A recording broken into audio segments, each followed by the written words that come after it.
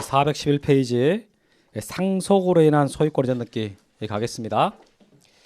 여러분 그 상속 등기에 대해서는 우리가 단독 신청한다 뭐 이 정도는 이제 들어서 알고 있는 거고, 그러면 이거 관련돼 갖고 이제 제일 핵심적으로 봐야 될 것은 뭐냐? 여러분 소유권을 이제 A라는 사람이 갖고 있는 건물인데 이 사람이 이제 사망하면서 자식들이 BCD가 있다고 쳐봐요. 자식들을 할게요. 그러면 이때 사망하는 순간 이미 등기 안 해도 이 사람은 소유권 취득한다 그랬습니다. 3분의 1씩. 그런데 나중에 등기를 하긴 할 거란 말이에요. 안 하고 냅두지는 않을 거라고. 그러면 이제 이 세 명이서 다 같이 가가지고 자 상속 등기 해주세요라고 신청하는 게 이게 단독 신청이다라고 했죠. 공동 신청 아니라 그랬습니다. 근데 여기서 그러면 세 명이 다 가야 되는지 한 명만 가서 신청해도 되는지 어때요? 한 명만 가도 돼요. 꼭 전원이 다 갈 필요 없어. 그럼 만약에 B가 간다라고 했을 때 C하고 D한테 위임장을 받아야 될까요? 그건 아닐 것 같아요. 필요 없어. 상속 등기는 전원이 가든 한 명만 가든 상관이 없어요. 대신에 반드시 전원 명의로 신청해야 돼. 상속인 전원이 다 나오게. 만약에 여기서 B가 자기 지분 3분의 1만 상속 등기 해달라고 신청하잖아요. 그럼 등기 안 돼요. 예를 들어 상속인이 10명이야. 10명인데 한 명 빼놓고 9명만. 9명에 대해서만 자 상속 등기 해달라고 신청을 했습니다. 그럼 어떻게 해요? 안 됩니다.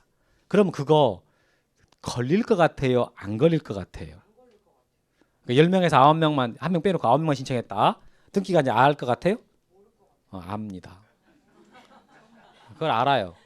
어떻게 하냐? 그 집 사정을 어떻게 한다고? 이게 이 상속 등기 해달라고 신청할 때는 반드시 확인해야 될 것이 이 사람이 사망했다라는 것과요. 사망했다라는 것과 이 사람의 상속인들이 누가 있다. 라고 이게 확인할 수 있는 서류가 들어오지 않으면 상속 등기를 못 하는 거예요. 그럼 뭐 그게 뭐냐? 뭐 재적 등본, 뭐 기본 증명서 이런 게 있단 말이에요. 그런 게 첨부돼서 들어오기 때문에 상속 등기 들어오면 등기관은 그걸 보는 거예요. 다른 걸 보는 게 아니야. 상속인들 다 들어왔냐? 사망했냐? 그것만 보는 거예요. 그러니까 당연히 압니다. 꼼꼼히 보니까. 그래서 자 봐볼게요. 여기 등기 신청에 봐보면은 상속 등기는 등기 권리자인 상속인이 단독으로 신청합니다. 자 상속인이 수인인 경우에는 공동상속인 전원 또는 공동상속인 1인이 전원을 위해서 전원 명의의 상속 등기 신청할 수가 있어요. 그러니까 1인이 가도 되고 전원이 다 가도 돼. 근데 반드시 어떻게 해야 된다고요? 전원 명의로. 자 이처럼 상속 등기는 반드시 전원 명의로 등기한다. 거기 줄 쳐놓으세요. 반드시 상속인 전원 명의. 이 말이 상속 등기에서는 가장 중요한 거야. 상속인 전원 명의라 된다. 따라서 공동 상속인 중 1인이 자기 지분만에 관해서 상속 등기 신청할 수는 없다. 하면 어떻게 돼? 하면은 각하. 안 해줘 버립니다. 각하시켜 버려. 그래서 이거 자 404페이지 한번 가봐요. 404페이지. 404페이지 그 사건이 등기할 것이 아닌 경우 이후 위반 사건이 있잖아요. 그 10가지 써준 것 중에서 7번 봐봐요. 7번.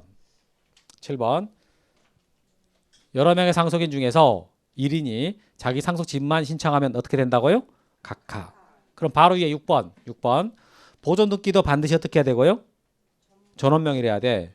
일부 지분만 해달라고 신청하면 각하되는 거예요. 오케이? 그래서 칠판 봐보세요. 여러분들은 그거 전원보상이라고 암기하시면 되거든. 전원보상. 전원 명의로 꼭 해야 될 등기. 여러분들 배워야 될 등기들 중에 반드시 꼭 전원 명의 해야 될 등기가 두 가지가 있어. 그게 보존 등기하고 상속 등기야. 보존 등기하고 상속 등기는 반드시 전원 명의가 다 나오도록 꼭 해줘야 됩니다. 시험 참 잘 나옵니다. 올해도 나왔고 이거 매번 잘 나오는 거거든. 그래서 이 박스 지금 10가지 있잖아요. 가장 많이 나온 거야 이게. 보존 등기하고 상속 등기는 반드시 어떻게 해야 된다고요? 전원 명의로. 오케이? 자 이렇게 해서 됐어요. 돌아오세요. 411페이지로. 자 신청 정보 내용 및 첨부 정보라고 나오는데 자 협의 분할에 의한 상속의 경우에는 예외가 인정되지만 그럼 빼고 이제 그 다음부터 원칙적으로 상속 등기 원인은 상속이라고 써요. 상속이라고 쓰고 그다음에 등기 원인 일자는 상속 개시를 씁니다. 이 상속 개시라는 게 언제를 말하겠어요? 사망한 때지. 사망한 때. 그래서 이때 상속을 증명하는 정보로요. 뭐 재적등본이나 뭐 기본증명서 뭐 이런 것들이 있다. 그건 외울 필요 없는 거예요. 이런 것들이 들어와야 등기관이 확인하고 사망했다라는 걸 보는 거죠. 알아듣겠죠? 여기까지. 상속등기에서 제일 중요한 게 뭐라고요? 전원 명의로 신청해야 된다는 뜻입니까? 그러니까 전원 명의라는 말이 상속인데 전원이 다 나와야 된다는 뜻이에요. 전원이 다 가서 신청을 하라 이런 뜻이 아니라고. 헷갈리시면 안 돼. 제일 중요한 말이에요. 다음에 유증으로 인한 이전 등기로 가보겠습니다. 여러분 아까 유증이라는 것은 이게 내가 죽으면 어떻게 해라라고 의사표시를 다 해놓고 사망하게 되면은 그에 따라 효력이 발생하는 단독행위다라고 말을 했죠. 종류는 두 가지가 있어. 이게 특정 유증이라는 게 있고요. 특정 유증이라는 게 있고 다음에 포괄 유증이 있어요. 책 보지 마시고 한번 말해봐요. 특정 유증은 뜻이 뭐 같아요? 특정 유증은? 아니. 특정해서 유증하는 거예요. 포괄 유증은 뭐예요? 포괄적으로 유증하는 거. 그러니까 다른 말을 넣지 말라니까. 개념을 정의할 때는 있는 걸 그대로 읽으라면 그 습관돼 있어야 돼. 그럼 되게 쉬워진다니까요. 그게 되게 쉬워져요. 여러분들 그거 어려운 거 아니야. 괜히 자기 생각을 집어넣으니까 헷갈려버려. 그래서 특정해서 유증하라. 그럼 여기서 특정하라는 게 사람을 특정하라는 뜻이겠어요? 부동산을 특정하라는 뜻이겠어요? 뭘 특정하라? 부동산을 특정하는 거예요. 이 건물을 첫째 줘라. 이 땅은 둘째 줘라. 주식은 셋째를 줘라. 이렇게 물건, 부동산을 딱 정해서 유증시켜주는 거. 이걸 특정 유증이라는 겁니다. 그럼 포괄 유증은? 포괄적으로 주라 그랬잖아요. 내 전 재산을 장남 줘라. 다 줘버리는 소리야. 또는 내 전 재산 중에 2분의 1은 장남을 주고 4분의 1은 둘째 주고 이런 식으로 지분으로 주는 거. 통째로 주거나 지분으로 주거나. 이걸 뭐라 한다고요? 포괄 유증. 특정 유증은 어떻게 주는 거고요? 특정해서. 뭘 특정해서? 부동산. 봅시다. 유증이란 유언자가 유언에 의해서 자기 재산을 수증자에게 사후에 무상으로 양도하는 단독행위 말합니다. 개념까지 외울 필요는 없어요. 그냥 유언으로 재산 넘기는 것이다 이렇게 하면 돼. 이때 특정 재산을 양도하는 특정적 유증, 특정 유증 동그라미 치고 이게 특정 재산 양도한다 이렇게. 다음에 일정 지분 양도하는 포괄적 유증, 포괄적 동그라미 치고 포괄적 유증, 일정 지분 양도 밑줄 치고 이렇게 하면 되겠지. 자, 그럼 이제 종류 두 가지입니다. 그럼 이제 신청인이 나올 텐데 어떻게 나오느냐? 칠판 봐보세요. 이게 이제 칠판 잘 보세요. 책 읽고 있지 말고 할아버지가 계세요. 할아버지 재산이 상당히 많습니다. 자, 자식들이 있지. 할아버지한테 자식들이 BCD가 있어요. 그리고 B의 자식의 E가 있어요. 그게 할아버지하고 손자죠. 엄청 사랑합니다. 할아버지가 손자를 정말 좋아하는데 재산도 많고요. 그래요. 그래서 이제 손자한테 좀 뭐 좀 줄 생각이 있었는데 그냥 갑자기 돌아가셔 버렸어요. 그럼 할아버지 굉장히 재산 많다 그랬잖아요. 손자가 그 할아버지 재산 중에 일부를 어떻게 상속 받을 수 있겠어요? 못 받을까요? 어떻게 받을 수 있다 없다? 국물도 없어요. 1순위 상속인들 자식들이 다 받아요. 전부 다 받거든. 후순위자들은요 하나도 못 받는 거예요. 그래서 할아버지가 그게 이제 아셔가지고 안타까워서 내가 죽으면 손자한테 하나도 안 간다니 말도 안 된다 라고 하면서 유언장을 썼어요. 유언장을 써가지고 내가 죽으면 이 건물은 우리 손자한테 줘라 이렇게 써놨단 말이에요. 이래놓고 이제 A가 돌아가신 거지. 사망한 겁니다. 자, 그랬을 때 그 A의 의사표시에 따라가지고 이제 이 재산의 소유권이 E한테 갈 거 아니겠어요? 자, 이럴 때 할아버지를 뭐라고 표현하는가? 할아버지를 유증자라고. 유증자. 뭘 한다고요? 유증자. 그럼 이때 손자는 뭐라 그랬어요? 오케이, 수증자. 유증을 받은 사람. 다른 말로 뭐라고 하고요? 금수저 이렇게 말하죠.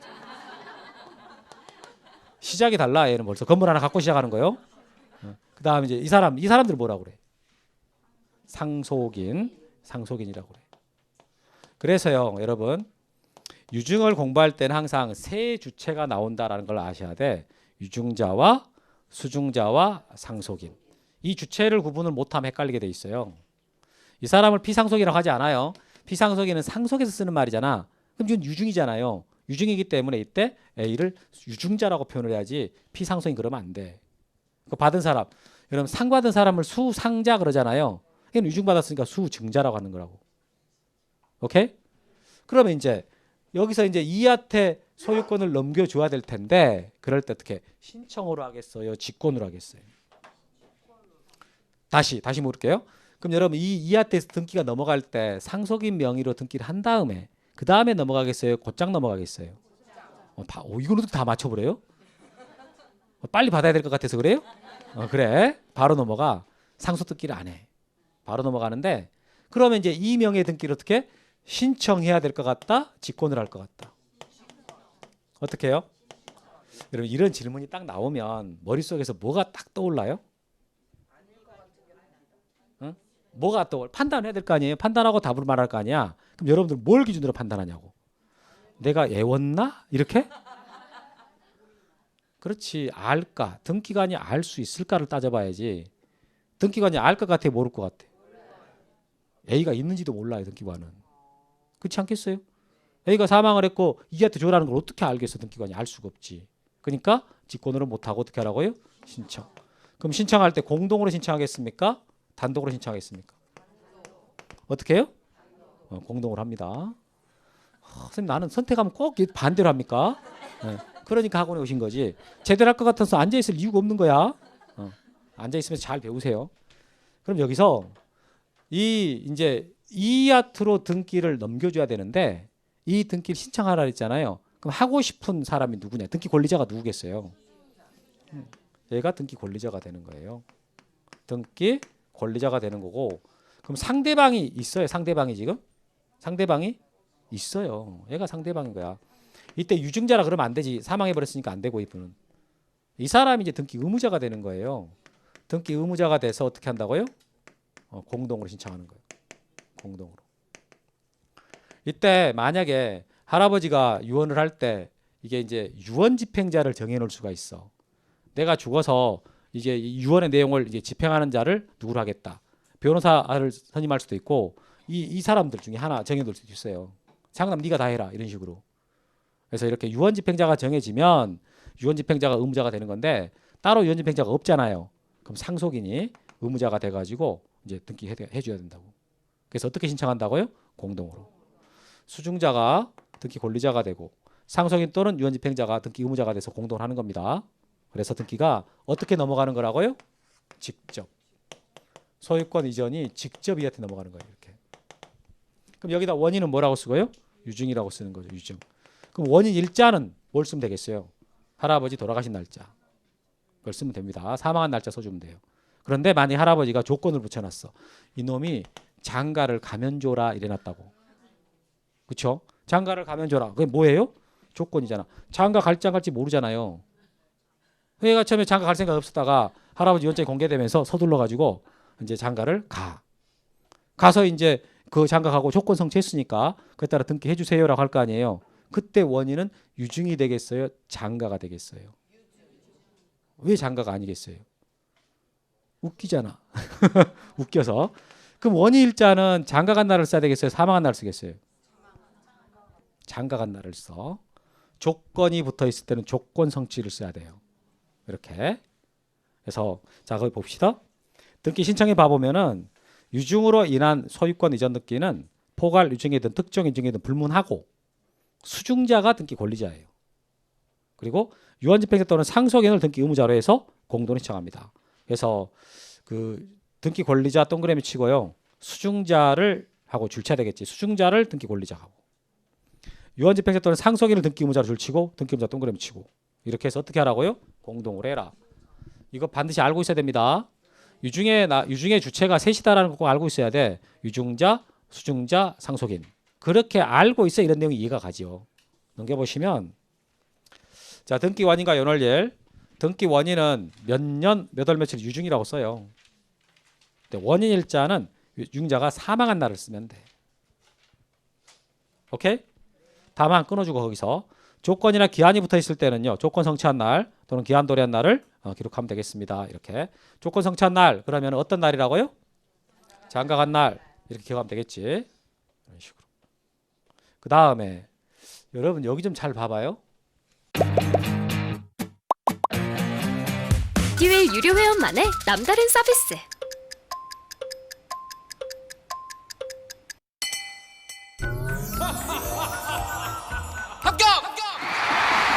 합격하고 돈도 받는 혜택. 오직 에듀윌 유료 회원에게만.